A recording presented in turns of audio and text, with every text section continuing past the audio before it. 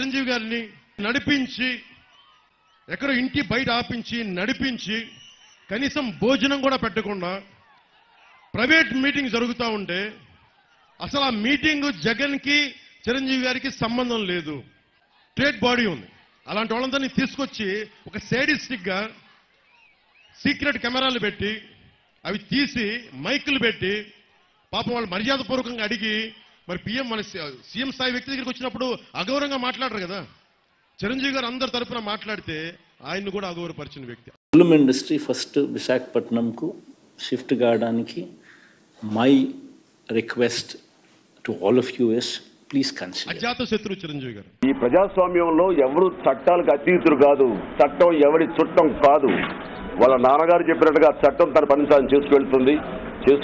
వెళ్ళే దీంట్లో ఖచ్చితంగా అరెస్ట్ అవ్వకుండా పోరు. ఎందుకంటే A1 అక్యూజ్డ్గా. సో నిజాలు త్వరలో బయటకు వస్తాయి. నిజాలు తేడతెల్లమవుతాయి.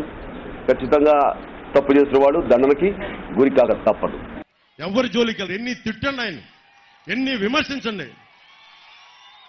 నాకు తెలుసు కదా ఇంట్లో వాడిగా గుండె బాధపడదు. నాకు కూడా చెప్పరు ఈ రోజు దాకా చెప్పలా. అలాంటి అజాత శత్రువుని కూడా ఇతను కించపరిచిన వ్యక్తి.